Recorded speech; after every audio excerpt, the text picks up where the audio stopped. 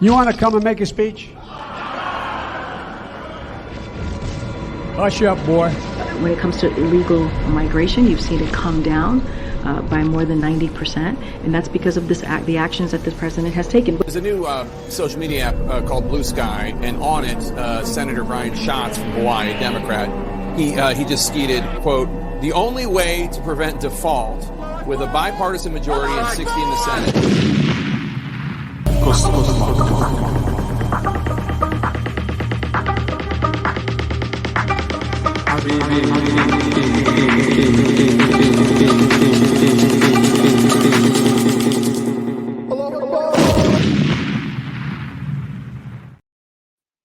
Assalamu alaikum wa rahmatullahi wa barakatuh.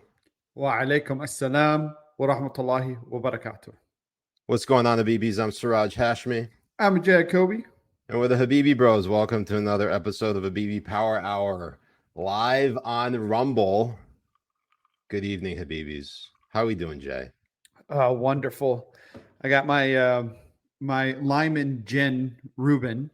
Ooh, lime and gin Reuben. Give me some. Yes. Yum. Because as Habibis know, this is a power hour. So every power hour, we're going to have to, have a drink. So this drink is just lime and gin. Gin Reuben. Gin Reuben.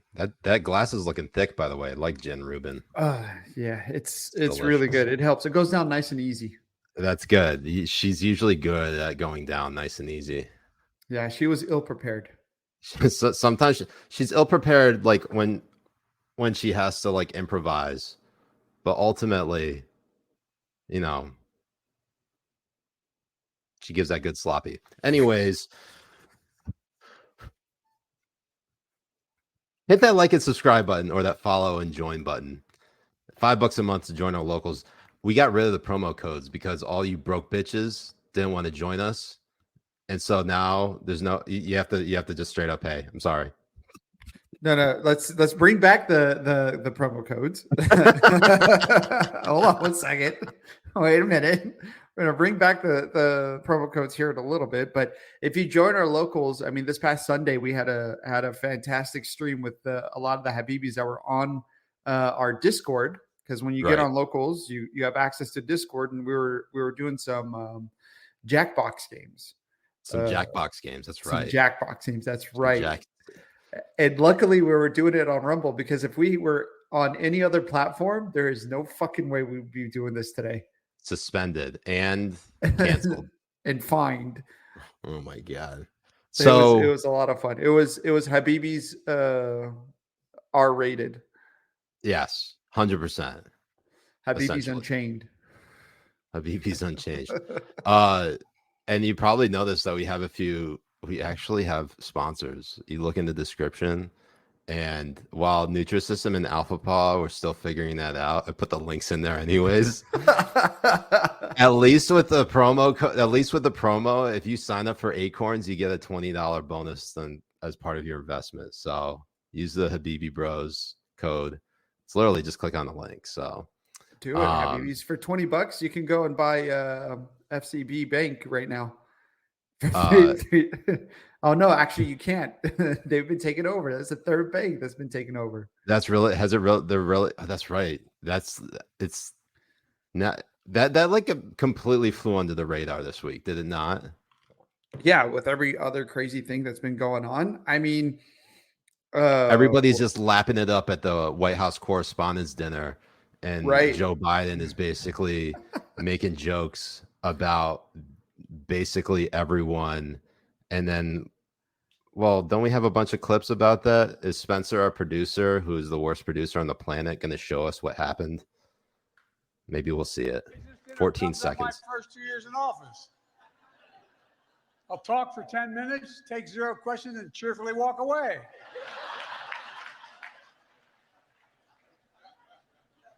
Yeah, I know. What the fuck? What did we just watch? Is that actually a clip? Is that like what? Did he say anything there? That's what he opened up with. That was his first joke. Play that again. That was his first joke. My first 2 years in office. I'll talk for 10 minutes, take 0 questions, and cheerfully walk away.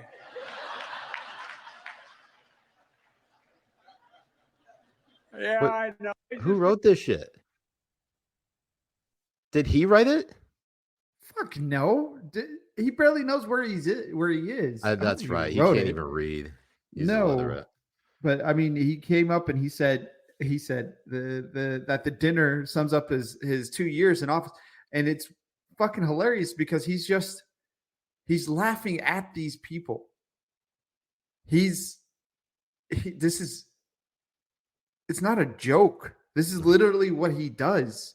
He hasn't had a real press conference for the last 2 fucking years that he's been in office. And whenever like real shit goes down, he comes up, he says something for 2 minutes and walks away. No questions asked. And instead of the press, being more up in arms about it, they sit there like stupid little fucking whores and just laugh about it. So you go and Google basically the White House Correspondents Dinner, and you're only going to get puff pieces about Biden's speech. Like here's from Slate. Sure. From Slate, they're basically saying Biden. So they're giving like a highlight reel of Biden's best moments from the White House Correspondents Dinner, saying with like a subheader saying he's got jokes, folks. Just suck his dick a bit harder, why don't you? So it's insane that this is the state of our press. Like, it is absolutely fucking embarrassing to call ourselves the free press, and they freely go and cover and suck his dick that way. I mean, it makes the Russian state media fucking blush. So one thing, some of his lines, and this is just so funny given like the circumstances around like the controversy that is his presidency. When he was making jokes about Fox News, he said, look, it's the great cable news networks are here tonight. MSNBC owned by NBC Universal, Fox News owned by Dominion Voting Systems. And oh hell, I'd call Fox honest, fair, and truthful, but then I could be sued for defamation. Man, these jokes fucking suck. It's like he had somebody from CNN write it for him. Or, God, I can't, dude. Like, the comedy is so bad now. I can't even think of like. There's so many bad comics now that I can't even think of the first Siraj Hashmi. It's like Siraj Hashmi wrote his jokes for him. It's like we did for our cold open.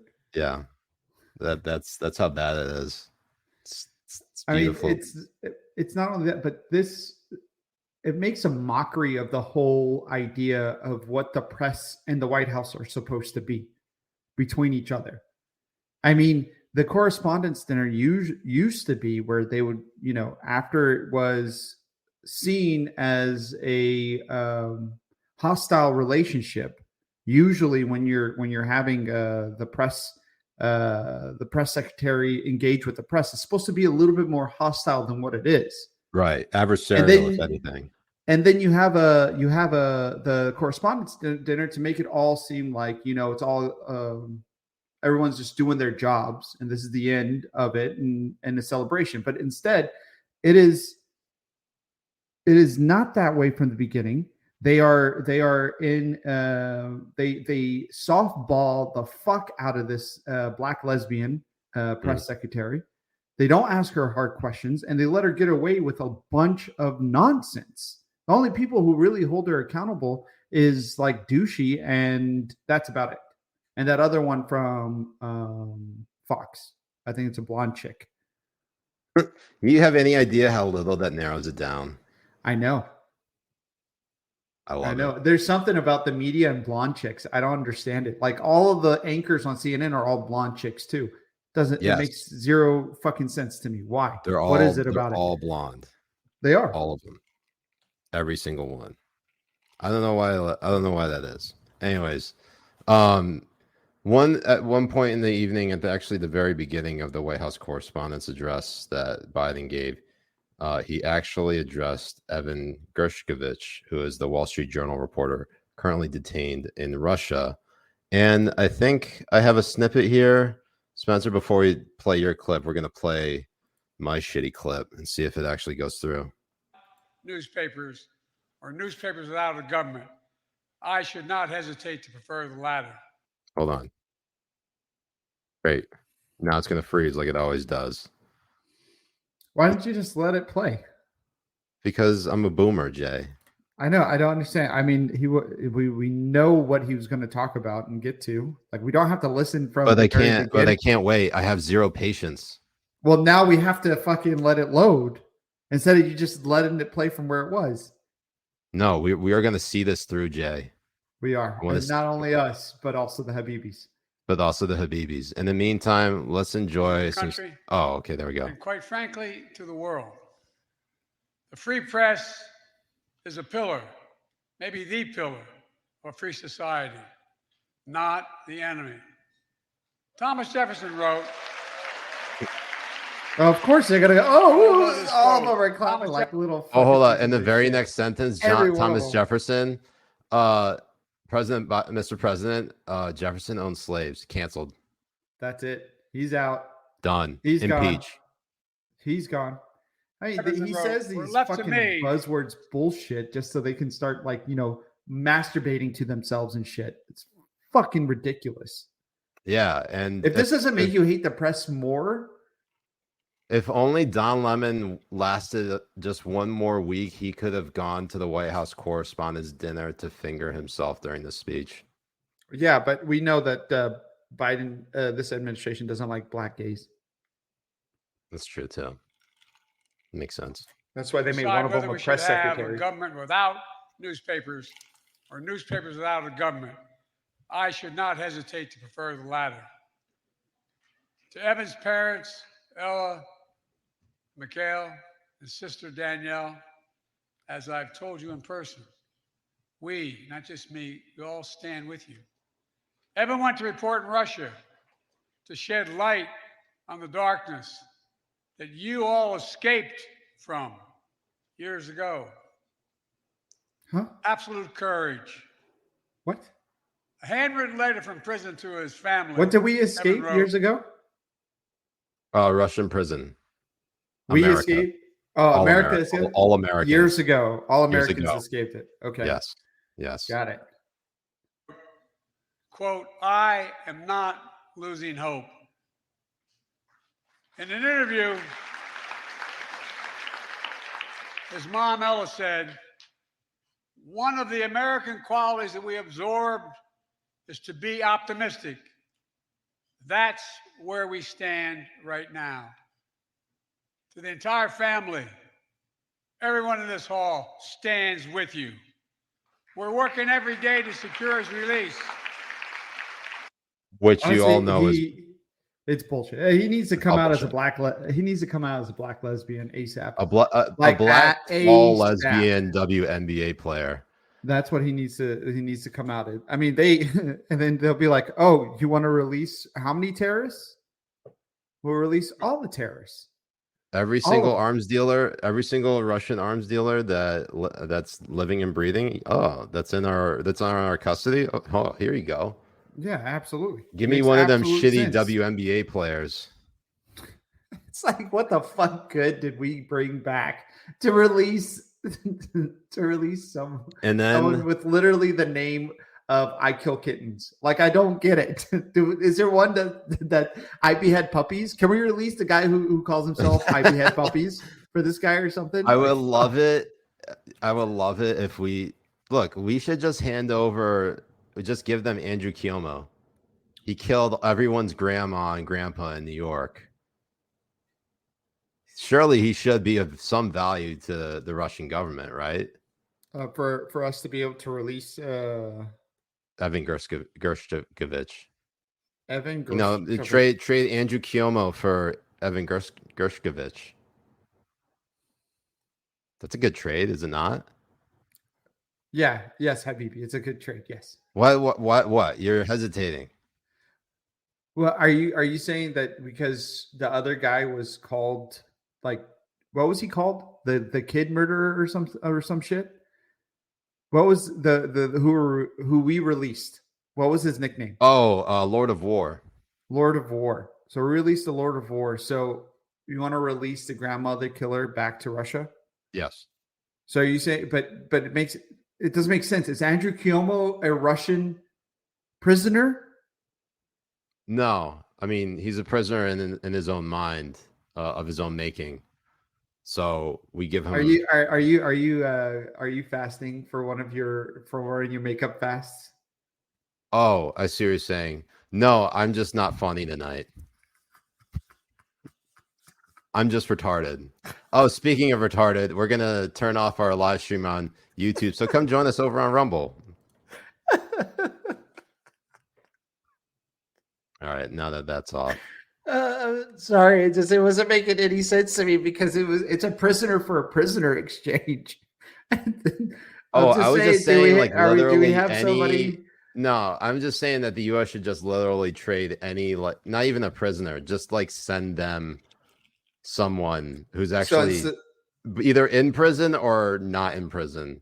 Okay, so not a prisoner exchange, but like, how about you give us Evans and then you could take Andrew as prisoner? Exactly. Okay. We could also make the argument that he supported same-sex marriage, which is a big no-no in Russia, and they'd absolutely throw him in the gulag. Right? Well, I think so. I mean, like, they would actually. Russia has a lot. They have a lot of different things that they look down upon, and I think gay marriage is one of them. Still, being Italian is second, right? Well, yeah, it's a gabagool. A gabagool, yeah. So, like, obviously, I just started watching The Sopranos, and I'm starting to now finally see like all of these different kind of memes and sayings, and now they're starting to make sense to me. It's crazy, like how good that show is. That even all these years later, like you're still using referencing that show a lot. It's such a good fucking show. Like, holy fuck, it's good. Are you still on the first season? I'm still on the first season. I'm on episode like 7. Okay. I'm still like really getting into it. Like, he just professed his love for the for his psychiatrist. Oh yeah. Or therapist. Yeah. Joyce. Joyce. He's the Joycey time. No, I had to stop watching like season 4, not for any other reason than the fact that I became a boomer, and yeah. But it's really good. I really like the show. I need to finish it. It's gonna be a commitment. It's fucking 8 seasons, right? 9 seasons. It was 7 seasons, but I could be wrong. Spencer, what you can fact check one of us, but it's probably going to be Jay. Yes, it's probably going to be me that is right. It's 6 seasons. 6 seasons. All right, 6 seasons. Such a good show. Like, and it's crazy, like how it's still very relevant to today. So, like, for example, he was having a discussion with the school counselor about his son having ADD. And you know how, like, in the 1990s, that was like a huge thing. Like, yeah, I remember. A lot of people were starting school, to just a lot of people were just saying like, your kid is just ADD or has ADHD, and it feels like during that time there was an overcorrection that was happening because they felt like they neglect kids a lot. So in order to overcorrect that, they're starting to say like, oh, your kid has ADD, ADHD. We need to take more care of him and put him in special classes and all that kind of stuff. And I feel like that's what we're seeing happening with the trans issue within school and within high school, middle school, and during those ages as well, where they're saying, your kid is ADD, has ADD when he gets into the 6th grade or 7th grade. And now they're like, oh, we're not telling you shit, and we're secretly taking your kid and he's being trans. Well, I feel like at least in the 90s, they were at least telling, because back in at least the 90s, there were a lot more restrictions and regulations in place for putting a child on something like Ritalin or Adderall Like you had to get a parent involved because they ended up having to go to a doctor to get prescribed this or evaluated. And I mean, I was in those special ed classes, and look at me, I turned out great. Right? They should have convinced you were a girl just to see how far they could take it. I feel like a lot of them are doing it. I mean, if I was a teacher, I would be doing it as a prank and like take it. I haven't come here. You're actually Fatima. Like, don't tell your parents. You actually Fatima. And then we'll see how far he goes to do it. And then at the end, before he chops his dick off, it's like, I got you. I would go through with it. Well, yeah, we could probably convince you that you're a woman. I just need to get you should. Me and Yashar could probably do it. But I will say this. No, I mean, like I see the parallel that you're bringing up, and it does make a lot of sense that it seems as the trend in which every single person, or I guess every single generation of kids that keep coming up, at least since we've been alive, it's a new trend. Like in the 1990s, it was all Adderall, and I mean, I guess all ADD, ADHD. Yeah, I'm trying to figure out what it was in like the 2000s and like the early 2010s before it just evolved into like, you got to chop your dick off. I'm sorry, buddy. I'm like, or you got to chop your titties off. I'm sorry, sweetie. Like that's just how it's gonna be. It's fucking nuts. It's nuts, and it all starts in these in the classrooms and stuff. Like, and I feel like there's a lot of teachers and schools and stuff and counselors who are overcorrecting these issues and taking advantage and stuff, and then just actually, you know what? Fucking brainwashing kids. Hold on, I think I remember now. At least, well, maybe it's not. Well, I just remember like in the Obama years, like the main thing for children, because Michelle Obama was the one who took it on, was childhood obesity. Like that was the thing. Oh yeah, that was the thing, and we did nothing. But like it was I don't know. We didn't even make a dent in childhood obesity. Instead of like keeping on with that, which is like a bigger issue, we're now telling people to chop their dicks off. Probably the reason why we're telling them to chop their dicks and breasts off is to lower their weight. Yeah. Put down the fork. Yeah. Well, no, I'm just saying, like, you chop 2 tits, that's like 5 pounds. You chop the ball off, that's like 2 pounds. That's actually that lowers the weight. Holy shit. So you're telling me that like Michelle Obama's weight loss childhood obesity fight was to chop off young girls' titties and young boys' penises and balls to help them because that immediately helps them lose weight. Yeah, because they gave up, like, because kids don't listen. Sheds those pounds. Kids don't listen. They don't stop eating those nuggets and pizza. So they have to take drastic measures by chopping off their dick and balls and then their titties. Yep. That seems legit. Anyways, welcome to all the new Habibis who are tuning in. This is Habibi Power Hour. Go hit that like and subscribe button. We are approaching Cinco de Gallo, and that means for all of you who are watching, make sure you wear a sombrero on your dick this Friday. Yeah. And it's crazy because usually we do pizzas on Fridays at work and send them to Jay. So instead of doing pizzas, so people don't kill themselves in the corporate setting of the job that I'm in, they're going to give us tacos. Good. And little sombreros. I mean, you are in Southern California. It's only woke white people who hate other white people putting on sombreros and drinking margaritas and tequila and. Oh yeah, I mean all the Mexicans that work in the factory actually love it when we are all drinking tequila and wearing sombreros. Yeah. So, since we have Cinco de Mayo coming up, you have to ask yourself: is this today?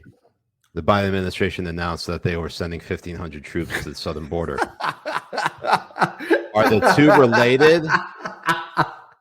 Coincidence? I think not.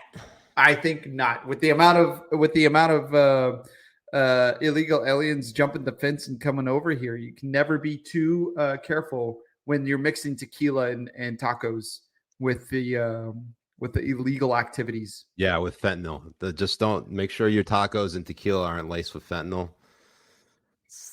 It could turn into a very fun night. Don't want that.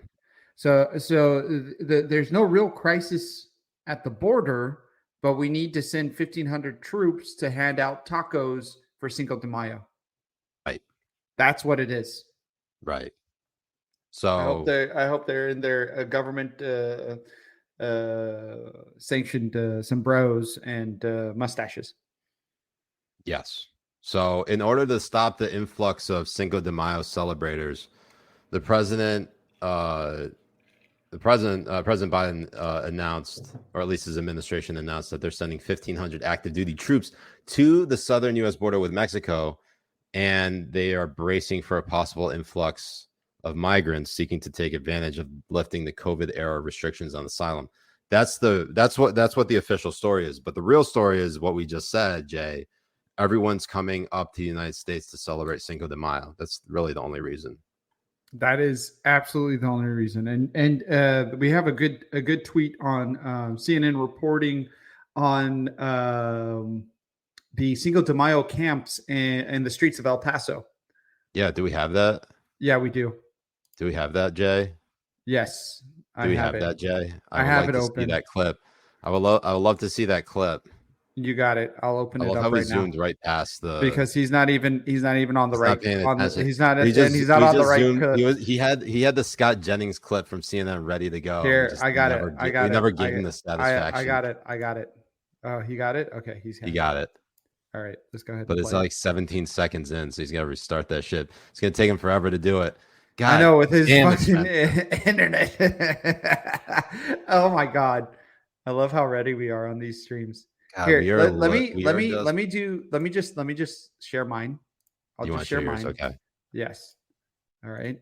Because I think shares. I think. Wait, was that your hentai showing up, Jay? Yeah, it was. Sorry.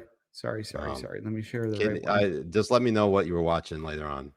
Describe Jim with words, so I want to walk so you can walk with me and just see the magnitude of the number of individuals who are around this church here, just streets just from hanging out. So a lot of these individuals you'll see are males, adult males.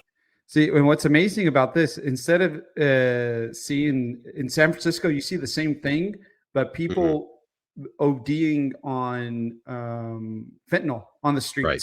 And you just see them like this out on the streets having so what you're telling me, Jay, is it's okay to report on a massive influx of migrants coming into the country, hanging around, but for the people who are literally on the streets of San Francisco and Los Angeles, shooting out fentanyl, pooping on the streets, it's just another day in America. That's exactly it. And when you see something like this, and then you read the mayor of New York, Eric Adams, calling Abbott a racist for sending these migrants to black-run cities like Chicago and New York, saying that they don't have the proper infrastructure and resources for it. But then you see what's happening in El Paso, and they're mute. They're mute. I mean, we were seeing influxes of 200,000 people a month, 300,000 people a month, 400,000 people a month, and nobody. So you're telling me on it? Just Fox. This is the first thing I have seen in the last 2 years of CNN reporting on it. So what you're telling me here is that this footage right here in front of us is what happens when Eric Adams and Lori Lightfoot and soon to be Mayor of Chicago, Brandon Johnson. This is the result of them complaining about migrants being sent to their cities. Yes. Because they put a stop to it. They put a and stop therefore to they're all crowding up in El Paso. Right. And instead of and it's really funny because you will have reporters editorialize a lot of their reporting when they're reporting on Republicans and everything. But when it's somebody like Lori Lightfoot or somebody like Eric Adams, they just take them for their words instead of like calling out their bullshit and letting people know what the fuck is happening here. I mean, it took 2 years for these pieces of shit at CNN to actually report on this. 2 years. A lot of the women with children are actually in shelters, in a network of shelters throughout El Paso. As you mentioned, the city of El Paso under a state of emergency. They declared a disaster because of the influx, because they know that once Title 42 lifts, that there is going to be a greater influx of migrants. But here's the thing. So process this with me. Title 42 allows immigration agents to swiftly return migrants back to Mexico. So the obvious question, as you look around, is then why are there so many migrants if the federal government is actually implementing this Title 42? Then why are there so many migrants out here? Well, here's what we know. From talking to migrants and community leaders and officials on both sides of the border, I can tell you that thousands of migrants, nearly 40,000, are in at least 4 northern Mexican cities, and frustration is boiling over. A lot of them are deciding to cross the border. That's why you see so many out here. Some of them are turning themselves in to border authorities, Jim. Others are deciding to cross the border illegally because they've lost patience. And these are all capable men. I mean, look how fat this motherfucker is right over here. Like, fuck. This guy is looking for food. I don't think hold so. Hold on. Zoom in on that, Jay. Let's zoom in on that. He's not fat. He's thick. Okay, this thick boy over here. He's dude. He is. Boy. But the narrative that they were pushing. Damn! Look at that ass. The narrative that they were pushing, and they were What's trying to call you a racist. Jay, double cheeked up on a Tuesday afternoon. The sun is still shining. Fuck, and it is Tuesday too. This came out today. But they're all here for Taco Tuesday. Cheeks. Those are I don't even know what to. Jay, just take it away. I can't. It's different. So I mean, it is just insane to me that when we're actually finally seeing the facts that are happening on the street, that all of the narrative and the rhetoric that you are hearing from these fucks is absolutely not true. And then this whole fucking display that we saw from these fucking pieces of shit throughout the Trump years, they are now silent over what is happening on the border. This is one of my favorite tweets on from November 2020, November 7th. This is specifically not when Biden won the election, but when the media announced he won the election. Idina Menzel, who you may know from the Disney movie Frozen, tweeted, "What a relief. My son just hugged me and said, Mommy, Milky, no more kids in cages. Tears of joy and tears of sadness." So I've used that tweet in itself has become sort of like the barometer for the Biden administration, because right out the gate in 2021, there was already a surge in illegal immigration, and you had hundreds of thousands or tens of thousands to hundreds of thousands of illegal aliens coming into the country, and a lot of them ending up in, what was it, Jay? What was it? Cages. In cages. More kids in cages. And it was hilarious because you had Jean, the black lesbian press secretary. She came up and said that, no, the other one.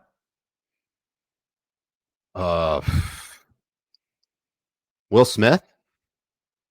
Yes, Will Smith. So okay. you had her come up and actually say that illegal immigration is down 90%. You have that clip? 90%. You have a clip, Spencer? I have. He doesn't have the clip, but I have the clip of Ducey calling her out on it, and it is just fucking nuts. Please, it is fucking show us nuts. The way I didn't get to see the response, but I saw obviously the initial exchange in which she said that illegal immigration has gone down. Well, I think she used the term illegal migration, but we all know it's illegal immigration. By the way, these are the only people who can say These are the only people who can say demographic changes and not be called racist. You're only called a racist if you're against if it. you're critical of these open border immigration policies, and you're a white man. Right. And the funny thing is like you're like you say that this is what they want, Right. and then they accuse you of being scared and proclaiming the Nazi conspiracy of replacement theory. And then they come up and they literally tell you that's what they want to do. They want to have the demographics change so they can vote the way that they want them to. Right. We have politicians in DC, in Washington, in New York, in these places that are bringing up bills to allow illegal aliens to vote in local elections. Right. They So literally when you have in New these York come up City, here, in New York City, they literally passed that bill. They literally passed that law to allow illegal aliens to get driver's licenses and give them the ability to vote. This is you bring that type of shit up, you're the conspiracy nut. Yeah, you're the racist. You're the bigot. People don't recognize all these problems that are happening in our country, and they are the ones who are fucking causing it. They don't think of it as a problem. They think they're progressive. They think they're helping. They think they're being empathetic. They don't realize how much damage they're actually doing to this country. And it's sad because they are the people who will ultimately fall victim to a lot of these policies. So say, for example, sanctuary cities or even defunding the police. What happens? Crime goes up. What happens when crime goes up? People who voted for those fucking policies end up being the ones being the victims more often than not. Well, More, and I'm it's not funny. saying that it's fluid just because not every city is 100%, liberal or 100% Republican, or conservative. So, it's just all of it's fucking bullshit.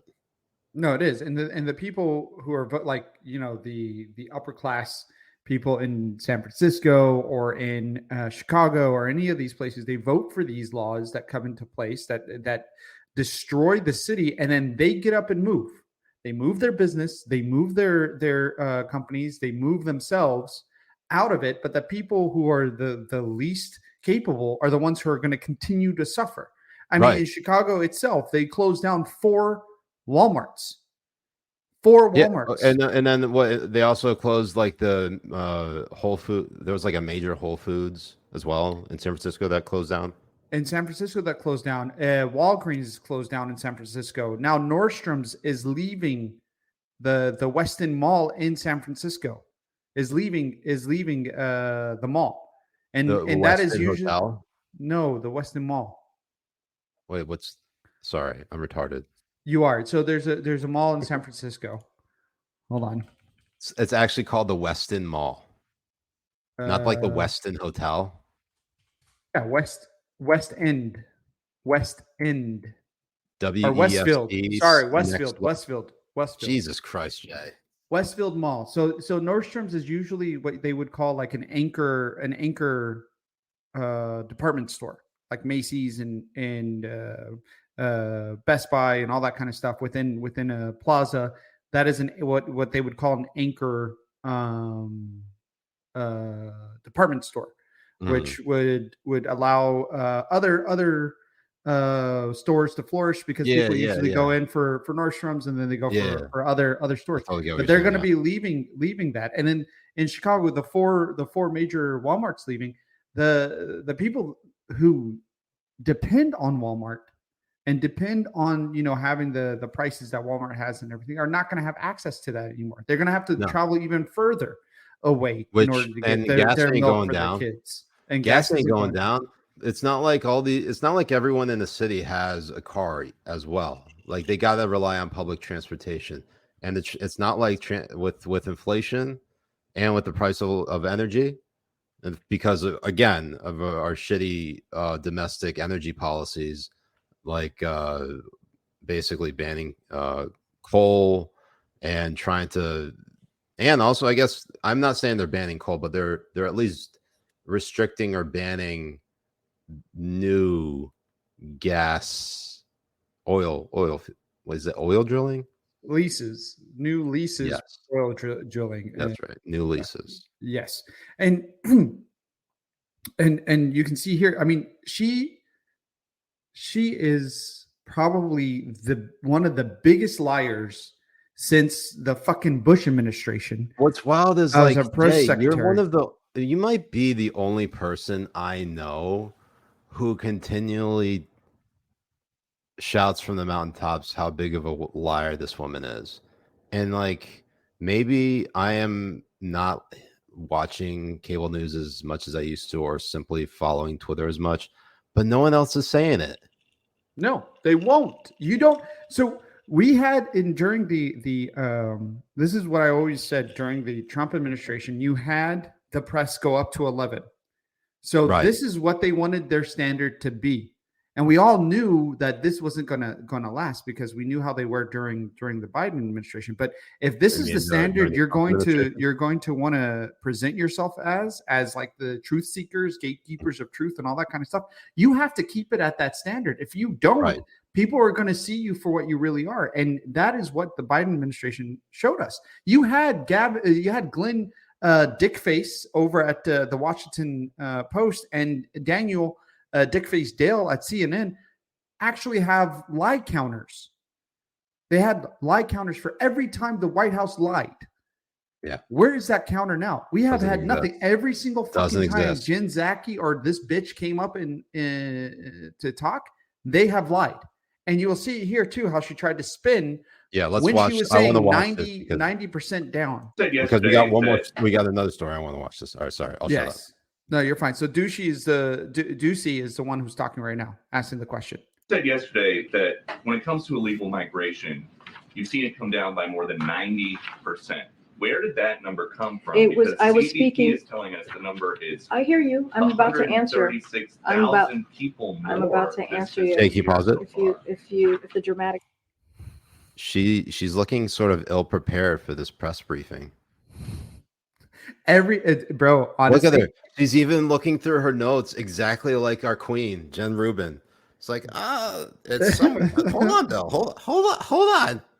It's somewhere. Ma'am, you're ill prepared. You're ill prepared for this interview. Ill prepared for this interview. But this is the way she is in every fucking in every press briefing. This is exactly the way she is. And she's only like this with people who are actually going to ask her legitimate questions because she doesn't know shit. She has nothing. So instead, and you can see how she stalls and how she's like flustered and everything when she gets like a legitimate question asked, compared to somebody who from CNN who asks her a question, or somebody from Washington Post who asks her a question. Like if you watch these, you can really notice. It's night and day. It really is. When she starts page flipping, you're like, oh, she's gonna start lying. Let's watch this. Let's watch it a little bit. The dramatics have come down a little bit. She's like, you're being dramatic. Like, calm down a little bit. Calm down your dramaticness a little bit. Who does Karine Jean-Pierre think she is? A man talking to a woman? Dude, exactly. If that was Spencer, whatever the fuck his name was, the first press secretary for Spencer Sachs, Spencer Sachs, who was fired. If he said this, Sean Spicer, if he said the exact same thing or did this to another reporter, especially a woman reporter, we would have had nonstop fucking coverage on how rude and dangerous and everything the press secretary is against the First Amendment, against the freedom of the press, against the fucking, and we don't hear a peep. That is the damage the stupid press did to itself by trying to over moralize themselves as these fucking heroes of society. And now we get to watch them be little bitches. Dramatic about asking a question about. Okay, I'm going to answer. So I was speaking to the parolee program. As you know, the president put in place a parolee program to deal with certain countries on ways that we can limit illegal migration, and we have seen the data has shown us that it has gone down by more than 90%. That was what I was speaking And to. just to No, follow up really we're quick, gonna go. We're gonna. Yeah, and now we're gonna switch complete. So I completely lied last time, and I'm lying again. So we're gonna go to something else. We're not going to continue with you because you like to call me out on my shit. So Washington Post, where are you? Where are Washington Post, please? Fucking piece of shit garbage. And the thing, like it enrages me. It really does, because the institution of what the media is supposed to be is supposed to give us the truth out of these motherfuckers. It's supposed to hold them accountable for the lies that they tell us and the damage that they do to our everyday life. And they don't do it because they get to sit and drink with them and laugh with them and go to correspondents dinner and be part of the cool people. And all these people are celebrities. It's like, no, this bitch is not a celebrity. Nobody who works in the White House is a celebrity. They are our servants, and we have to treat them like it. Treat her like the slave picking the cotton that she is. Oh my fucking God.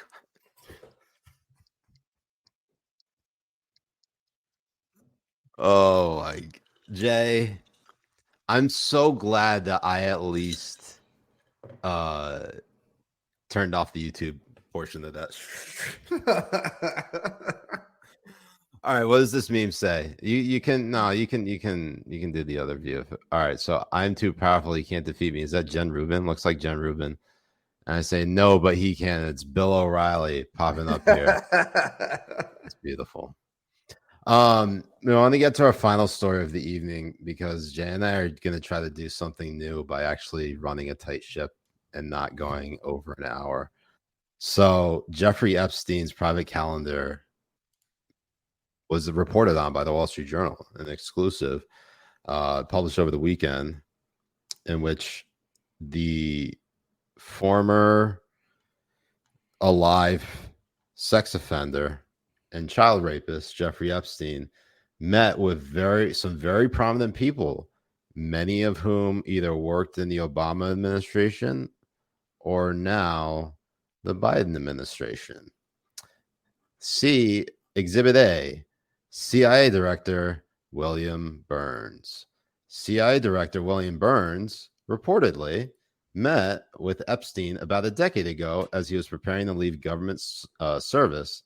And the CIA spokeswoman, Tammy Cooperman Thorpe, who honestly sounds like she's from Boston, because every white woman from Boston's name is Tammy. She said in the statement, the director did not know anything about him other than that he was introduced as an expert in the financial services sector and offered general advice on transition to the private sector, she said, and then following up with, they had no relationship. Jay, they had no relationship. William Burns and Jeffrey Epstein did not fuck.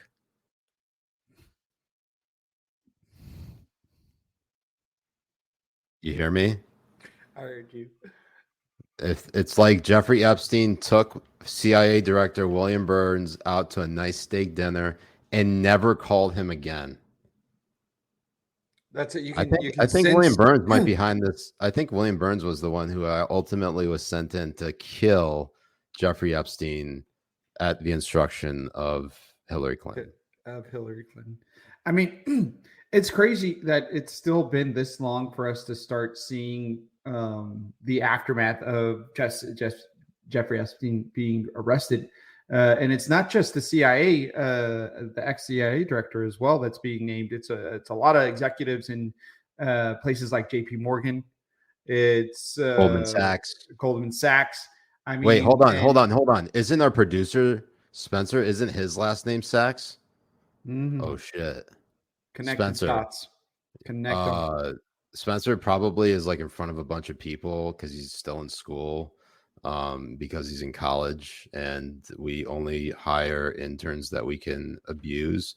And because Spencer's powerless, we're just gonna accuse him of being somehow associated with Goldman Sachs, and therefore was somehow meeting with Jeffrey Epstein when he was like. How do you think he was able to get high school students? It was holy Spencer. Fuck. Mm-hmm. Spencer, we're here if you need to talk. We're here if you need to talk. Anyways, we got Goldman Sachs. You got what's her name? This Rumler, Catherine Rumler. She was one of the Goldman Sachs. She was one of the Goldman Sachs top lawyers, and she specifically, what did she do? There was something crazy that she did. I think she went actually to his townhouse, and every single person Rumler. So no. Rumler was the tie-in to Bill and Melinda Gates. That's why she was important. That when she first met Epstein after he called her to ask if she would be interested in representing Mr. Gates and Bill and Melinda Gates Foundation. Oh, sorry, that's probably not the tie-in, but maybe. Not really. I mean, if you put it in the rundown, then we could have like really dissected. Who, me in the rundown? Stuff. If you put this story in the rundown. Oh, you want me to put it in the rundown like right this second? Not right this second, but like for us to be prepared for it, because now we're Jay, we don't come in prepared, okay? We are the dumbest, most the next one was supposed to go into the Louisiana bill, HB 463. And we will continue to be the most retarded podcast on the internet. I will not settle for less, okay? So don't come in here with your fucking logic about like wanting to be prepared for this shit. Jay, you and I know better than anyone else that this show is literally for degenerates. That's just true. But by the way, I included the link in the rundown. You can look at Epstein, Wall Street Journal. I got the non-paywall version, as in. Thank you. You're welcome. I would love to read it. But sorry, we were gonna get into the Louisiana bill. Oh yeah. We got a few minutes for the Louisiana bill. And this is basically a bill that the conservatives are trying to pass that will that would make the castration and chemical castration of minors illegal within, which is a good thing, which is a great thing. It's a fantastic thing. And it's crazy. You can see the difference between the people who are testifying for it and the people who are testifying against it. I mean, all right, so we have those tweets with the clips, right? Yes, I'm bringing it up right now. I'm going to bring up. So this is a person who is going for it. You mean they're supporting it? Yes. I thought you just being like, go for it, girl. Had anxiety and would never sleep. So she's talking about her daughter. The problem was we took him to specialists and neurologists, and he had brain scans trying to figure out why he couldn't sleep. Then as he grew, he got to sleeping, but his food choices were odd. They were always like green vegetables, raw green vegetables, which if you know kids, most kids don't like to eat those things. So chop off her boobs. Chop off her boobs. Jay, what was your tweet about that? You had a good one. It was, fellas, if your girl is eating vegetables, he's a dude and you're gay. That's what it is. Fellas, is it gay to eat vegetables in front of your girlfriend? It's so nuts. It's so nuts, like how far they run around to justify what they're doing to their own kids and trying to push this on others as well. Eating green vegetables. And then the precocious puberty. All of those things, once we figured out that he was transgender, when he came to us and told us that he was transgender, when we went back and realized that the pattern of everything that he had experienced as a child, including eating green vegetables because that boosts testosterone, were just methods of his body trying to become who he was meant to be. His brain does not match his physiology. Yes, we know it's not that the brain doesn't match the physiology. The brain is sick. They're going through gender dysphoria. And the reason why they think that they're not the gender that they are is because they need mental help. Jay, you know who I talked to earlier today? Who? Sarah Higdon. We had her on the show early, I think, in 2022. Yes. And yeah, we were talking about like her stuff that she's got going on. But one thing that she mentioned to me was that she got suspended. And now, for those of you who are not familiar with Sarah Higdon, she is a trans woman who is actually very based, because unlike most trans people, she is actually critical of basically all the transgenderism. So she did it when she transitioned when she was well into her mid to possibly late 20s. And so in that case, it wasn't like pushed on her. That was basically her decision. But as an adult, she mentioned to me that she was suspended off of Twitter for like a week because she said the gender dysmorphia or gender dysphoria is a mental illness, and she got suspended. Mind you, she's a trans woman who also agrees that gender dysphoria is a mental illness because she has it. I know.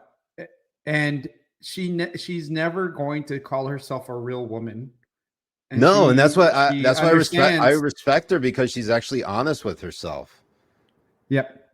And that's what you're going to see a lot of other trans women also who are against this huge push. Blair White is another one. Yeah, Blair White is another one, because there's a reason why they're called trans women and not women. Right. There's a reason why we put trans in front of it.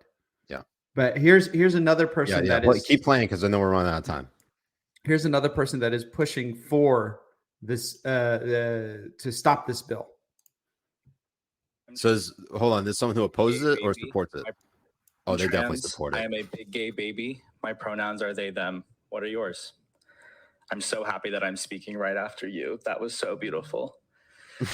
So, vote no on HB 463. Full stop. When I testified last week, there was a child listening outside in the hallway who was overjoyed to see that we were in the same t-shirt, which read, "Trans rights are human rights." That made me cry tears of joy. Somehow, amidst the pain of a committee of legislators telling kids that they don't matter, I felt joy and love. So, while some of you are looking at me, I'm not confident that you're truly listening to me. So I want to use this time today instead to speak to the children in Louisiana and beyond who are listening. And I present here today in drag. Excuse me. Now, our purpose here is to talk about this bill and not make a political comment. So keep it on the bill or relinquish your time, please. Thank you.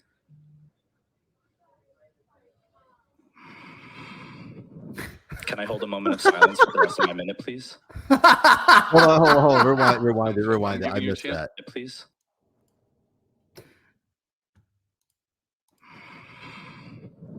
Can I hold a moment of silence for the rest of my minute, please? He's gonna break the fuck down and shit. And it's hilarious that I would be shedding a tear for that child, not for wearing that shirt, because I know that their parents pushed that shit on that child. That child didn't willingly or like magically think that's what he wanted to wear. That ideology was pushed on him. They have brainwashed these kids. And then this is a transitioner. Her @ on Twitter is Cho Klo, and she's testifying. Chloe Cho. Yes, but her @ is Cho Klo, and she is actually for the bill. Wait, what? She is for the bill. She supports the bill. She supports the bill. Banning it. She's a detransitioner who supports the bill. And it's really hilarious that detransitioners are even more of a minority than trans people are, and we are not allowed to hear their voices. They're not. I'm a detransitioner who transitioned medically as a 13-year-old girl. Today is special because it marks the 1-year anniversary of me speaking out on my experience of enduring the worst medical scandal in American history. Or it would have been if the Louisiana Health and Welfare Committee let me speak when I was here. You didn't allow me to testify last year. It begs the question, what is so scary about a detransitioner? Is it the fact that we lend proof to the idea that so-called gender-affirming care is a complete scam? Is it because it makes it harder to ignore institutionally backed medical abuse carried out on children? Can you no longer turn a blind eye to it in favor of the medical lobbyists that stand between you and your moral compass? I exist. I will speak despite your best efforts. Doctors medicalized me starting puberty blockers and testosterone at 13 years old. I didn't know what things like cervixes or ovulation were, or how the full menstrual cycle worked yet, but I was cleared by adults who had a full understanding of such things to make a decision that would affect my fertility, the onward development of my sexual organs, and the complex processes unique to me as a woman. I was given a double mastectomy, and my breasts, an important part of my sexuality and future motherhood, were removed in the name of political ideology at only 15 years old. And when I went to my surgeon to get... At 15. 15. And we're told that this is not happening to minors. We are told this is not happening to minors. And this is why they don't want detransitioners to speak. Help for my complications, like fluid leaking out of my areolar grafts, I got dismissed in a Zoom call with advice that gave me a skin infection. Try to ignore that. You can't. When you attempt to ignore that, you're also ignoring the thousands of detransitioners I personally corresponded with. I am just the tip of the iceberg. You are so incredibly fortunate that there aren't dozens of us testifying in front of you today, but that will come soon if you keep ignoring this problem. You have a chance to act now. My parents were told by my doctors that there was no choice other than having a dead daughter or a living trans son. My parents' biggest mistake was trusting them. And that's another thing that they say that doesn't happen, that they don't use the blackmail of your child's suicide against you in order for you to push them to go through these thought up surgeries. until recently that we could trust our doctors. Thank you. We have a question, Representative Schlegel. I remember you coming last year. I think I spoke with you. You're very brave. I'm just wondering, because we're hearing this terminology of watchful approach. Was that ever an option that was given to you, or? No. It was never suggested to wait. In fact, I was fast-tracked into this, and I was, as a patient, I was pretty much the one leading the course of my treatment rather than the other way around. Mm-hmm. And so your parents were told that about... Right. Yeah. Yeah, they weren't given any other option but to transition me. They were told that. I knew exactly what I wanted at 13 years old, that children already know what gender they are from a young age. And so it was more likely that I would regret going through puberty. And were I not allowed to transition as I wanted to, it was very likely that I would commit suicide, even though I wasn't suicidal until I was actually on these treatments. Mm-hmm. Jesus. I'm 18. Holy shit. And she's then 18. She's only 18 why now. So many trans, and then they wonder why so many trans people are killing themselves. Right. This is insane. I know we ran over an hour, but final thoughts on that. That we need as independent media, because the media itself is not going to do it. We need to force and beat the drum to get these detransitioners a platform and allow them to speak to their experiences. Especially, she's only 18. She's living proof that they have fucking lied about this not happening to minors. And not only is she proof, it's also proof that they're even having this hearing. This hearing itself is proof that they want to do it to minors, and they want to do it to 8, 9, and 10-year-olds, and 15-year-olds. It's proof right here. It's everything about it is just so fucked up. From the testimony to the people who are pushing for it, you're right. It's true brainwashing, and We got to put an end to this somehow. And I mean, look, we're just, Jay and I are just two idiots ranting online. There are a lot of people who are actually out here who are actually putting in a good fight. So make sure you support them as best as you can, because ultimately, look, if it's not happening to you or your family or someone in your community now, it's only a matter of time before it starts happening. So I think, Jay, maybe we leave it on that. That, and then also just so you guys know, top European countries like Sweden, like Denmark, and the UK are all coming out with the same response. Mm-hmm. That the systemic review of available medical literature on providing puberty blockers to children said that its use for treating gender dysphoria should be considered experimental. Here in the United States, we're saying that this is the only treatment for gender dysphoria. So your kid doesn't kill themselves. It's just insane. It's a huge scandal. It's a huge scandal. We hope it gets more coverage, and maybe with the passage of these bills and more transurrections, maybe people will finally wake up and realize look, I can't get Ernie right now. Ernie will be the list stream on Thursday. Jay, what I was going to just say was that I think people will finally wake up to see how extreme the side pushing this is, because they're the ones who have been so aggressive in instigating all this bullshit. Yeah. It's sad world we live in. Anyways, Habibis, we're around a few minutes over, but we're still within the nice range. So we'll leave it on this. Habibis, go ahead, hit that like and subscribe button. $5 a month to join our locals. That includes a couple things like joining our Discord server along with it, and being part of the non-ports chat, and gaming with the Habibis, which we're actually doing more regularly, specifically Jackbox games. You could find our Sunday night stream. Actually, I think it's one of the from 2 nights ago. We're getting absolutely blitzed playing Jackbox games. No, it was a great time. So we also, do things like we just wrapped up March Madness bracket pool. We're coming up on the football season in a few months. So we're bringing back the Fantasy Football League. We also get to just harass all the Habibis and meme the shit out of each other. It's a lot of fun. So go ahead and check it out. You always can just join for free and just observe. And if you think it's for you, that's great too. You can find Jay on Twitter at Asslicken. How do you spell that, Jay? ASSLIKEN.